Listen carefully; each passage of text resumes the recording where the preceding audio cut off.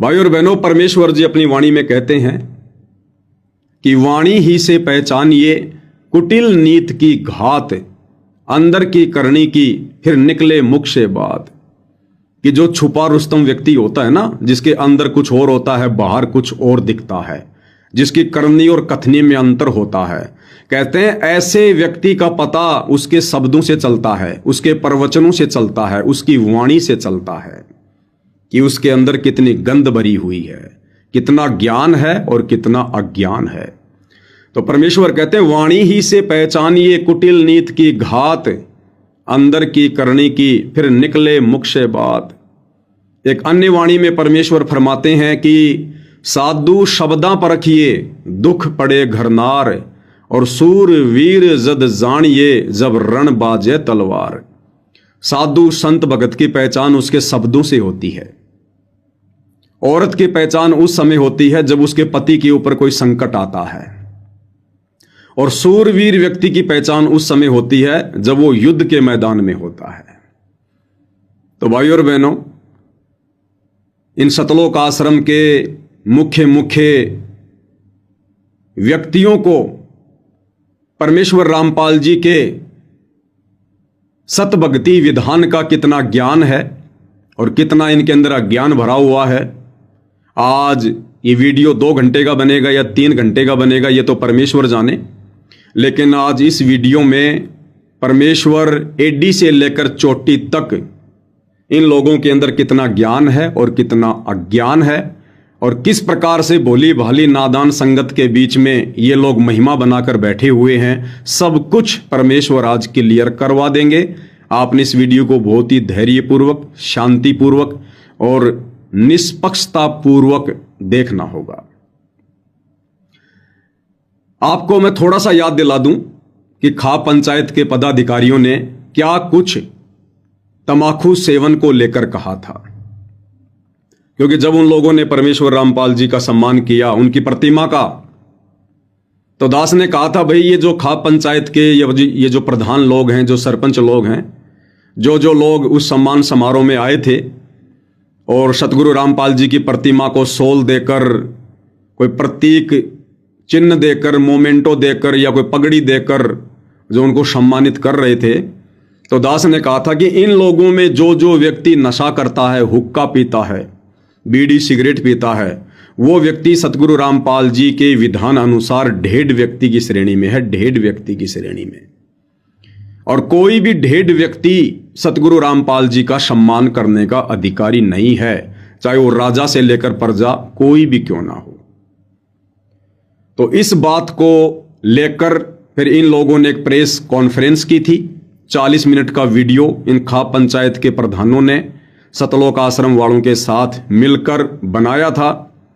तो उस वीडियो का कुछ एक अंश दास आपको दिखाना चाहता है कि उन लोगों ने नशे को लेकर, हुक्के को लेकर और इन सतलोक आश्रम वालों के मुख्य व्यक्तियों के साथ बैठकर इनके मुंह पर क्या कुछ उन्होंने हुक्के के विषय में कहा।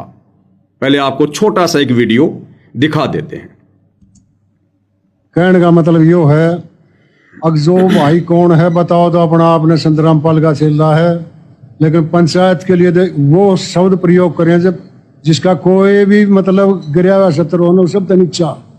ये 2 ढेड आदमी है, पंचायतियां का के मांगे, इनने यो क्यों सम्मान करे और इनका के सम्मान होता, ये उसके अभद्र भाषाओं को सुन के भाई दिल बड़ा काल पाया। पहली बात तो मैं इस प्रधान साहब को ये बता दूं कि मैंने पंचायत के लिए ऐसा कोई शब्द प्रयोग नहीं किया। मैंने उन व्यक्तियों के लिए उन शब्दों का प्रयोग किया है जिन शब्दों का प्रयोग मेरे परम पूज्य परमेश्वर सतगुरु रामपाल जी भगवान ने किया है। मैंने केवल उनके शब्दों को दोहराया है, और मैंने वो शब्द पंचायतियों के लिए नहीं किया। मैंने उन लोगों के लिए किया जो लोग हुक्का पीते हैं, शराब पीते हैं, मांस खाते हैं, बीड़ी सिगरेट पीते हैं।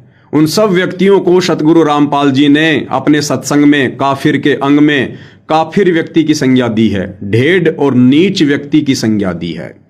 तो प्रधान जी के द्वारा यह कहना कि पंचायत के लिए उन शब्दों का प्रयोग किया गया है, ये गलत है।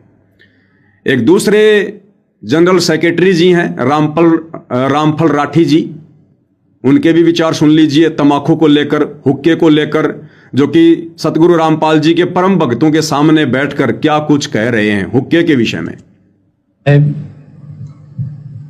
मैं रामफल राठी 24वीं सरोखा पंचायत का जनरल सेक्रेटरी। 2 दिन से विशेष वीडियो लोगों ने हमारे पास फोन भी किए, वीडियो भी दिखाई। को पवन दास नाम का व्यक्ति है, महाराज जी की भी फोटो कैल से उठा लेता है और ये कहता है भाई ये हुक्का तो पंचायत का दादा लाई है, ये पीएंगे। और हुक्का पीने वाले नीच होते हैं, ढेड होते हैं, घटिया होते हैं। और हुक्का पीने वाले नीच होते हैं, ढेड होते हैं, घटिया होते हैं। और हुक्का पीने वाले नीच होते हैं, ढेड होते हैं, घटिया होते हैं। तो भाई और बहनों, आपने सुना कि क्या कुछ ये खा पंचायत के लोग कह रहे हैं कि इस पवन दास ने हुक्का पीने वालों के लिए क्या क्या शब्द प्रयोग किए गए हैं कि हुक्का पीने वाले ढेड होते हैं, हुक्का पीने वाले नीच होते हैं, हुक्का पीने वाले घटिया होते हैं। बिल्कुल मैंने इन्हीं शब्दों का प्रयोग किया था हुक्का पीने वालों के लिए, तमाकू सेवन करने वालों के लिए। और यही शब्द मेरे परम पूज्य परमेश्वर सतगुरु रामपाल जी भगवान ने प्रयोग किए हुक्का पीने वालों के लिए, शराब पीने वालों के लिए। अब भाई और बहनों, ये सारे के सारे शब्द हुक्के को लेकर जो इन प्रधानों के मुख से बोले जा रहे हैं, ये शब्द इन्हीं के साथ में बैठकर ये सतलोक आश्रम के मुख्य व्यक्ति भी सुन रहे हैं। इस सतलोक आश्रम के मुख्य व्यक्ति भी सुन रहे हैं इन शब्दों को। कौन कौन बैठे हुए हैं? डॉक्टर चांद राठी जी, सतलोक आश्रम के मीडिया प्रभारी, संत रामपाल जी के मुकदमों में उनके वकील भी अपने आप को बताते हैं कि मैं संत रामपाल जी का वकील हूं। दूसरा व्यक्ति अमन गोदारा, हरियाणा का स्टेट कोऑर्डिनेटर। तीसरा व्यक्ति विकास सिंह पुरिया, सतलोक आश्रम में एक मुख्य सेवादार। ये तीनों व्यक्ति वहां सामने बैठे हुए हैं। भाई और बहनों, ये जो वीडियो बन रहे हैं सामान्य वीडियो नहीं है। आने वाले समय में पूरी दुनिया इन वीडियो को देखा करेगी। टीवी चैनलों पर ये वीडियो चलेंगे और इसी प्रकार से आत्माएं गुरुदेव के सत्संगों के साथ साथ साथ संगति की वीडियो देखकर निर्णय करेंगी, भक्ति मार्ग पर दृढ़ होंगे, गलतियां करने से बचेंगे। इन वर्तमान में सतलोक आश्रम वालों के द्वारा जो घोर गलतियां की जा रही है, इन गलतियों से आने वाले समय में दुनिया शिक्षा लेगी।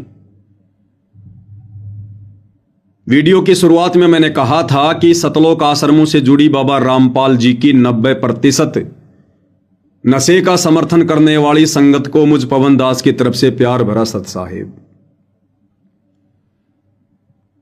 भाई और बहनों, ये तीनों महामूर्ति, ये तीनों सतलोक आश्रम के पदाधिकारी अपने मुंह पर ताला लगा के बैठे, ताला लगाकर, जैसे इनकी जीभ को अधरंग मार गया हो, लकवा मार गया हो, पैरालाइसिस हो गई हो। आप सबको पता है कि काफिर के अंग में सतगुरु रामपाल जी ने हुक्का पीने वालों को ढेड कहा है, नीच कहा है, काफिर कहा है, घटिया व्यक्ति कहा है, परमात्मा का द्रोही कहा है। और इन सतलोक आश्रम के मुख्य लोगों के सामने बैठकर ये जगत वाले लोग, ये पंचायत के प्रधान लोग सरेआम कह रहे हैं कि वो पवन दास हुक्का पीने वालों को ढेड कहता है, नीच कहता है, काफिर कहता है, घटिया कहता है।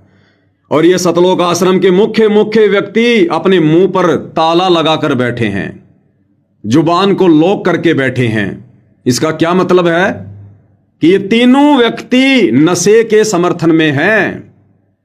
इन तीनों व्यक्तियों को कोई ऑब्जेक्शन नहीं है, कोई प्रॉब्लम नहीं है यदि कोई नशा कर रहा है तो।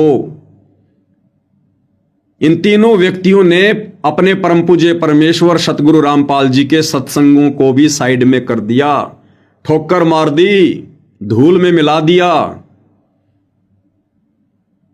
अरे गुरुदेव ने बताया कि भगत वो होता है जो सच को सच कहे, सच बात का समर्थन करे। जैसे महाभारत के युद्ध में विदुर ने सच का समर्थन किया। अगर ये पदाधिकारी लोग, ये खाप पंचायत के प्रधान, इनके सामने बैठकर यदि ये लोग इस प्रकार की बातें कर रहे हैं कि वो पवन दास हुक्का पीने वाले को ढेड़ कहता, घटिया कहता, नीच कहता है, तो इन तीनों व्यक्तियों को एक सुर में बोलना चाहिए और इनको कहना चाहिए कि प्रधान जी, पवन दास ने क्या गलत कह दिया। वो जो कह रहा है बिल्कुल सत्य है। यही तो सिखाया है हमारे गुरुजी ने हमारे को। हमारे गुरुदेव भगवान ने भी अपने प्रवचनों में हुक्का पीने वालों को ढेड़ कहा है, नीच कहा है, घटिया व्यक्ति कहा है। तो पवन दास ने भला कौन सी गलत बात कह दी, कौन सी बुरी बात कह दी? इन लोगों ने सच का समर्थन करना चाहिए था। ये इनकी परीक्षा थी। भाइयों और बहनों, जरूरी नहीं है कि परमात्मा 650 साल पहले की तरह अब की बार भी किसी अपने भगत के माध्यम से हाथी मंगवाएगा, अपनी किसी शिष्या को कहेगा कि बेटी हार श्रृंगार करके आ और हाथी पर बैठ जा, और एक बोतल में गंगा जल भर के शराब पीने की एक्टिंग करके उस हाथी को बरवाला में घुमाएंगे। देश काल और परिस्थितियों के अनुसार परमेश्वर अपने प्रत्येक भगत की परीक्षा लेता है। जैसे 650 साल पहले 64 के 64 लाख की परीक्षा ली। 2 भगत बच गए थे जो किसी व्यापार के सिलसिले में बाहर गए हुए थे, अर्जुन और सर्जुन। जब 1 महीने के बाद वो आए तो परमात्मा ने उनकी भी परीक्षा ली, गणिका के घर पर बैठकर। तो वर्तमान में परमात्मा तो वही है। अरे वही कबीर भगवान आज धरती पर सतगुरु रामपाल जी के रूप में आए हुए हैं, और वही भक्ति मार्ग है, वही ज्ञान है, वही विधान है। तो परीक्षा तो परमेश्वर आज भी अपने प्रत्येक भगत की लेगा, प्रत्येक की, कारण चाहे परमेश्वर जी को कुछ भी क्यों ना बनाना पड़े। तो ये इन तीनों महामूर्तियों की ये विशेष परीक्षा थी। हालांकि इनकी परीक्षा पहले भी हो चुकी है। हर परीक्षा में ये लोग धूल चाटते हुए नजर आते हैं। अब की बार भी ये लोग धूल ही फांक रहे हैं। तो ये इन तीनों की परीक्षा थी। इन्होंने खड़ा होकर कहना चाहिए था एक सुर में कि भाई इस बात को लेकर तो हम पवन दास का समर्थन करेंगे। भले ही हम पवन दास के वीडियो को समझ नहीं पा रहे, हम पवन दास के मकसद को समझ नहीं पा रहे, लेकिन इस बात को लेकर तो भाई हम पवन दास का समर्थन जरूर करेंगे। क्योंकि ये बात पवन दास ने नहीं, ये बात हमारे पूज्य गुरुदेव सतगुरु रामपाल जी ने अपने सत्संग में कह रखी है कि हुक्का पीने वाले ढेड़ हैं, नीच हैं, काफिर हैं। लेकिन इन तीनों की जुबान को अधरंग मार गया जो अपने आप को बहुत बड़े ज्ञानी समझते हैं। और ये नादान संगत इन लोगों की चटकीली भड़कीली बातों को सुनकर इनके ऊपर फिदा है कि भाई अगर किसी को ज्ञान है तो केवल इन्हीं को है। भाई और बहनों, इन तीनों लोगों ने नशे का समर्थन कर दिया। इन तीनों लोगों ने हुक्का पीने वालों का समर्थन कर दिया। इन तीनों लोगों ने परमेश्वर रामपाल जी की मर्यादाओं की धज्जियां उड़ाई है और इन तीनों ने समर्थन कर दिया। इसका मतलब आश्रमों से जुड़ी हुई तमाम संगत ने समर्थन कर दिया। क्योंकि संगत किन लोगों को देखकर चल रही है? इन लोगों को देखकर चल रही है, ना कि सतगुरु रामपाल जी को और उनके ज्ञान को। ना ही तो इन तीनों में से किसी एक ने खड़ा होकर यह सच कहने की हिम्मत की। और मुझ पवन दास का वीडियो तो सारी संगत देखती है, भले चोरी चोरी देखे, नीचे नीचे देखे, जरूर देखती है।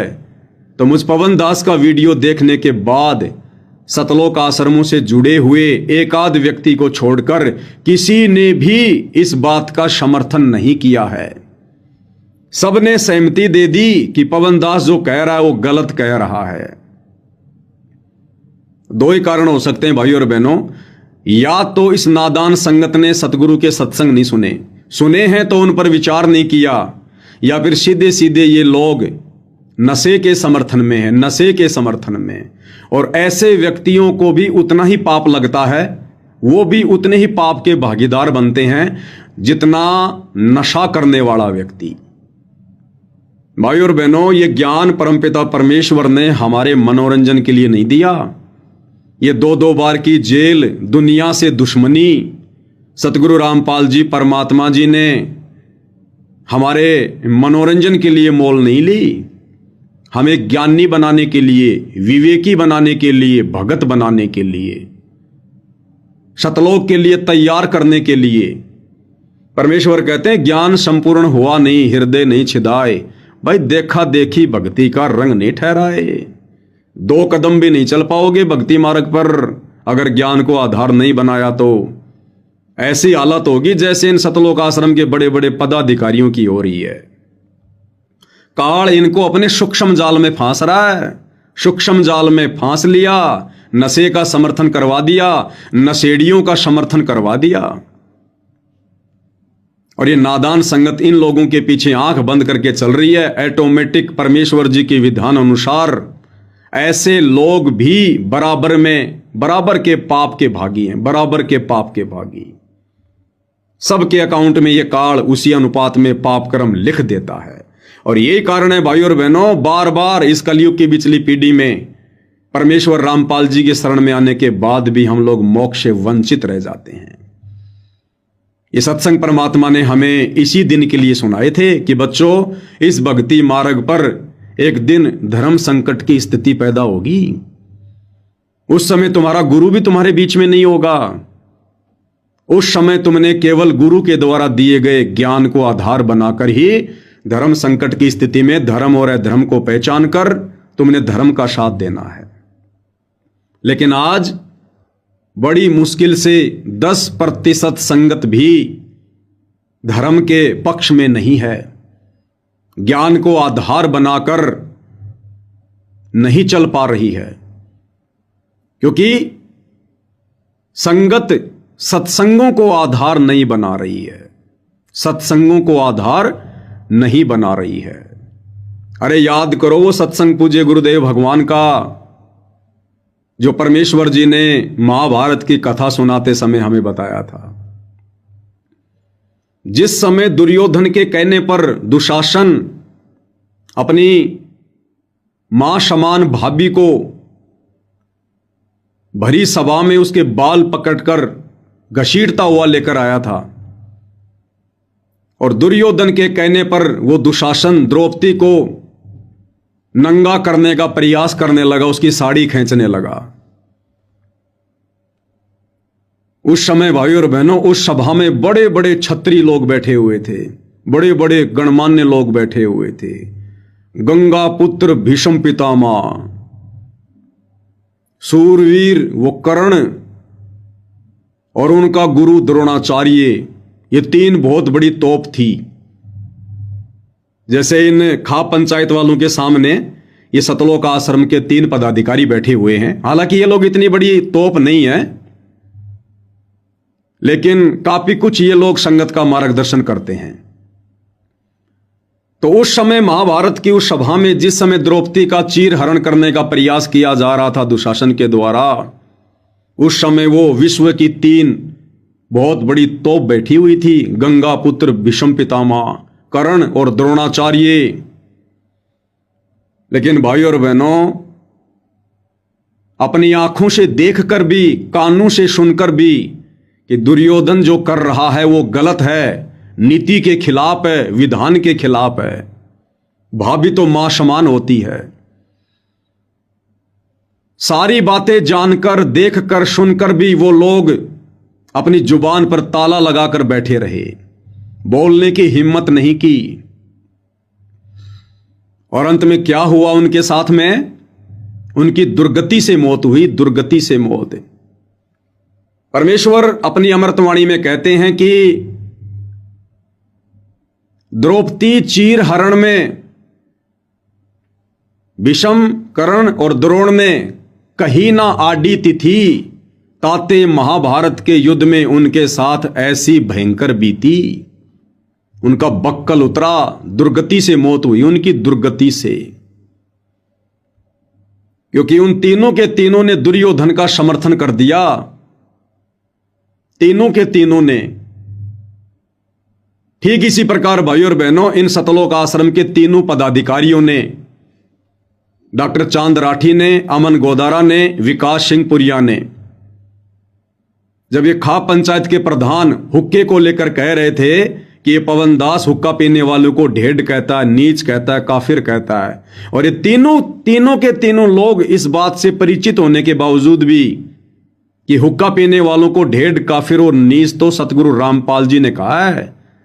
सतगुरु रामपाल जी के मुख से सुनने के बाद उनके भगत आगे कहते हैं पवन दास ने कहा है, तो इसमें पवन दास ने भला क्या गलत कर दिया। लेकिन तीनों के तीनों ने हुक्का पीने वालों का समर्थन कर दिया। जिस प्रकार से उस भरी सभा में जो विधान के खिलाफ हो रहा था और तीनों के तीनों महारथी चुपचाप थे, मुंह पर ताला लगाकर बैठे हुए थे, और अंत में क्या हसर हुआ उस सेना का और उन तीनों महारथियों का। आपको पूज्य गुरुदेव भगवान के मुख कमल से एक छोटा सा सत्संग सुनाते हैं, जिसमें गुरुदेव भगवान ने यही सारी बातें बताई है। और गुरुदेव ने कहा कि पंचायती वही होता है जो पंचायत में बैठकर हक की बात करे, अन्यथा पंचायत से उठ जाना चाहिए, चाहे कोई नाराज हो, चाहे कोई राजी रहे। उस सभा में एक व्यक्ति पंचायती था, धर्म बीज था, भक्ति बीज था, विदुर। उस बड़ी सभा में केवल अकेला विदुर खड़ा हुआ और विदुर ने कहा कि भाई विदुर कहे ये बंधु थारा, एक के कुल एक के परिवारा। विदुर ने कहा रे नादान दुर्योधन, अरे पांडव भी तो तुम्हारे भाई बंधु हैं, ये द्रौपदी तो तेरी मां समान है, तुम्हारा एक ही परिवार है, क्यों अपनी इज्जत खुद ही उछाल रहे हो? इतिहास तुम्हें धिक्कारेगा आने वाले समय में। विदुर कहे ये बंधु थारा, एक के कुल एक के परिवारा। जब इतनी बात सुनी दुर्योधन ने, और दुर्योधन ने इशारा किया दुशासन को, दुशासन ने अपने चाचा विदुर को थप्पड़ मारा। विदुर के मुंह पर लगा थपेड़ा, तू तो है पांडवों का चेहरा, कि तू तो हमेशा पांडवों का पक्ष लेता है। तो दुशासन ने विदुर के मुंह पर थप्पड़ मारा, और जब दुशासन ने विदुर के मुंह पर भरी सभा में थप्पड़ मारा तो परमात्मा कहते हैं भीष्म, द्रोण और वो कर्ण मुस्काया। वो तीनों मंद मंद मुस्कुरा रहे हैं कि बहुत अच्छा किया, बहुत अच्छा किया। ठीक इसी प्रकार ये जो खाप पंचायतों के प्रधान जो नीति विरुद्ध बात कर रहे हैं और कह रहे हैं कि पवन दास या तो माफी मांगे या फिर पवन दास पर मुकदमा करेंगे, और ये बातें सुनकर ये सतलोक आश्रम वाले अंदर ही अंदर खुश हो रहे हैं, लड्डू फूट रहे हैं और कह रहे हैं हम भी पवन दास पर मुकदमा करेंगे, तुम भी पवन दास पर मुकदमा करो। इन जगत वालों का समर्थन कर रहे हैं, हुक्के का समर्थन कर रहे हैं, नशे का समर्थन कर रहे हैं। भाइयों और बहनों, अंत में वो सच कहने वाला ही बचा था। महाभारत के युद्ध में परमात्मा ने किसी न किसी बहाने उसको तीर्थों की यात्रा पर भेज दिया था, और बाकी उन बड़ी बड़ी तोपों का जो सोच रहे थे हमारा कुछ नहीं बिगड़ेगा, अधर्म के पाले में खड़े होने के कारण, सच ना कहने के कारण अंत में उनकी दुर्गति हुई। दुर्गति जिस गंगा जी में नहाने से दुनिया सोचती हमारे पाप कर्म धुल जाएंगे, मोक्ष हो जाएगा, उद्धार हो जाएगा, उस गंगा के बेटे का, भीष्म पितामह का सच का साथ ना देने के कारण उसकी कैसी दुर्गति से उसकी मौत हुई थी। तो गुरुदेव भगवान क्या कह रहे हैं, एक भगत के क्या लक्षण हैं, एक पंचायती के क्या लक्षण हैं। और हमने गुरुदेव भगवान के मुख कमल से सुनने के बाद भाइयों और बहनों, चाहे हमारी इज्जत हो, चाहे हमारी बेइज्जती हो, चाहे हमें देश से निकाला जाए, चाहे हमें गांव से निकाला जाए, हम भक्तों ने केवल सच का ही साथ देना है, क्योंकि हमारे गुरुदेव भगवान ने हमें केवल यही सिखाया है, यही। तो क्या कह रहे हैं गुरुदेव भगवान, उन्हीं के मुख कमल से हम सुनते हैं। क्या कह रहे हैं मालिक? जन पहुंच गया और पकड़ के उसके बाल यहां से घसीट के लाया ना, बुरी तरह बेइज्जती करके सभा में खड़ी कर दी। अब दुशासन ने कहा कि क्या आदेश है भाई इसके लिए? दुर्योधन ने कहा कि इसको नंगी कर दे, इसकी साड़ी चीर उतार दे। हम तो अंधे हैं, अंधों की संतान अंधी होती है, हमें थोड़ा ही कुछ दिखाई देगा इसका। अब यूं कह करके उसने दुशासन जो ही उसकी तरफ चला, उसका पल्ला पकड़ लिया साड़ी उतारने के लिए। तब उसने भीष्म पितामह द्रोणाचार्य और कर्ण की तरफ कहा, जो वहां बैठे थे, उनसे प्रार्थना की, नीची गर्दन कर ली, क्योंकि उस दुर्योधन के दुष्ट अन्न को खाकर उनके अंदर दोष पैदा हो गया था। फिर उसने देखा अपने 500 पांडव बैठे थे वहां पर कि ये अब कैसे सहन करेंगे मेरी इस बेइज्जती को। तब उनकी तरफ देखा, उन्होंने भी नीची गर्दन कर ली, क्योंकि वो वचन में बंध चुके थे। अब उसने देखा है कमाल की बात होगी, कोई भी नहीं सुन रहा मेरी। अपना आत्माओं सुनिए, वहां वो 3 ऐसी बला बैठी थी, ऐसे सूरवीर बैठे थे। कौन कौन? द्रोणाचार्य, भीष्म पितामह और कर्ण। उनमें से एक भी खड़ा होकर यूं कह देना, दुशासन खबरदार दे इस बेटी का हाथ लगाया थे। निकम्मो तुम क्या कर रहे हो? ऐसा जुल्म के तो देखा ना सुना, ऐसी बेइज्जती कर रहे हो तुम। तो दुर्योधन की हिम्मत नहीं थी, वो इतने सूरवीर थे, उनको पता था कि न एक बार हथियार उठा लिया थारा सारा वकल तार देंगे। और भीष्म पितामह उनका सबसे बुजुर्ग आदमी बैठा, और वो भी दुष्ट वहीं बैठा रहा, एक भी ओछी बंदी नहीं की तुम क्या कर रहे हो। मान लीजिए सभा में एक बार टोकना चाहिए, तुम गलत कर रहे हो, ये ठीक नहीं, और नहीं मानता है तो उठ कर चला जाना चाहिए। वो उठकर भी नहीं गए, तीनों के तीनों वहीं बैठे रहे। उनके मन में दोष था कि हम भी इसको नंगी देखें, नहीं तो उठ के चले जाते। नहीं मानते, ना खड़ा होकर कहना चाहिए था भाई गलत कर रहे हो, और फिर भी नहीं मानते हैं बच्चे तो उठ के चला जाना चाहिए। ये नियम होता है सभा का, एक सभ्य व्यक्ति का नियम होता सभा का। तो इसी प्रकार भाई और बहनों, यदि इन सतलोक आश्रम के तीनों पदाधिकारियों में से, चाहे वो चांद राठी हो, अमन गोदारा हो या विकास सिंह पुरिया हो, अगर इन तीनों में से एक की भी आत्मा जागृत हो जाती, एक ने भी यदि सच कहने की हिम्मत की होती और खड़ा होकर कह देता उन खाप पंचायत के प्रधानों को कि भाई सरपंचों तुम्हारी सारी बातें सही हैं, लेकिन भाई इस बात पर पवन दास पर किस बात का मुकदमा होगा? आप किस बात का मुकदमा करने की बातें कह रहे हैं? किस बात पर आप पवन दास से माफी मंगवा रहे हैं? ठीक है, हमारे और पवन दास के विचार वर्तमान में मेल नहीं खा रहे, लेकिन भाई ये जो बात कही है पवन दास ने, हुक्का पीने वालों के लिए ढेर है, नीच है, काफिर है, ये बात पवन दास ने नहीं कही, उसके तो शौपन में भी नहीं थी। ये बात उसने अपने गुरुजी से सीखी है।